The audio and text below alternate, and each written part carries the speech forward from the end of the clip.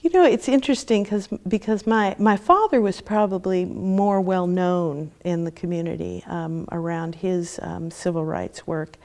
But it's actually my mother who awakened him, so to speak. And your mother is? My mother is Dutch, you know. Yes. And she is Sonia de Vries. And she grew up in this family that was part of the resistance to the Nazis, and a very working class family that understood the oppression of people who are workers and often don't see the fruits of their labor. When she and my father met, he was a journalist, she was a student. They met while she was traveling in Africa. They got married in Tangier. And it was very difficult for my father when he was marrying my mother, for her family to be allowed in this country, because it was during the 50s, McCarthyism, and anybody who had done anything progressive was suspected of being communists. The communists were part of the resistance to the Nazis, so my family, that was a connection there. So it was very hard to get my grandmother in. I'll never forget that. She had a big FBI file because she had been Rika de Vries. Rika de Vries. She had a big file? Your grandma? A big file on her just because of her resistance to the Nazis in Europe, you know, because people were seen as communists if you were that, you know. And so, so anyway, my mother's family had a big influence on my father and on us. My mother used to say, you know, they're so funny. These days it's so popular to say, oh, well, you know, we want to meet in the middle. We want neutrality. We want people to be working together. My mother used to say, oh, no, you choose sides. She said, if people are oppressed and people are oppressing, you choose sides. It's really important. And you look at who can choose that, who can be on that side with you. And when my father and mother met, my father was a journalist. Wallace. Yes, Henry Wallace. And he ended up doing some coverage in the Caribbean, including he was stationed in Cuba before the revolution. And he was working for Time and Life. And after the revolution, he was reporting on some of the healthcare changes and the literacy campaign, and suddenly they didn't want his articles anymore. The US papers were like, we don't want to hear anything good. Oh yeah, we have decided he's on the no list. Everything that you write has to be anti-Castro. You know, it was like, I mean, they were refusing. It was during a period when he was in Cuba that Anne and Carl Braden were charged with sedition because of helping a black family buy a home. Here in Louisville. Yes, and Carl Braden was put in prison and they were collecting bail. And my father heard about the case and he sent a donation to help bail Carl out. And so when he came back from Cuba, and by that time I was about maybe 5 or 6, Anne and Carl Braden came over to the house to meet my parents. And I just remember from Anne this passion when she talked about racial justice and what the world could look like.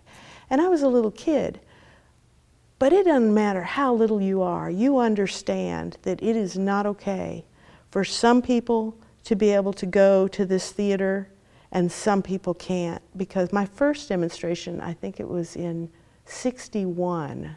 So I was born in '57. What does that make me, 3? Was I 3 or 4? Anyway, it was in front of Louisville's Brown Theater, and it was a protest of the segregation that black people were not allowed in the theater. And what was the performance playing? Porgy and Bess. You know, the contradiction. So even as a child, it's like, well, Daddy, how come everybody can't go in the theater? Well, you know, because some people don't think black people should come in the theater. It was just like, it didn't make sense. You know, the whole thing didn't make sense. It also didn't make sense. I came from a family that had a lot in terms of economic comfort, but it didn't make sense that we had in a land that's the wealthiest country on earth, that there are people sleeping in the streets, or that my family had so much and some families had so little. All those contradictions. So as I grew up, I felt like, well, how can I just not do something about that? And then as I started getting involved and I met the people, you know, Reverend Louis Coleman, I met him right when I moved back here after university.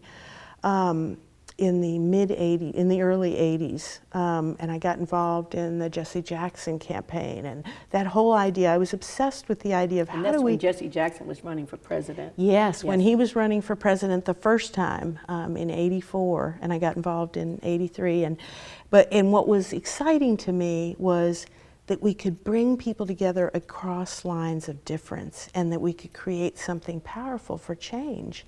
And so the efforts, I very much believe in people power, and I look for what keeps us apart. So when I got involved in the fairness campaign for lesbian, gay, and bisexual, transgender equal rights, part of it was, wow, homophobia is being used to divide people who should be standing together.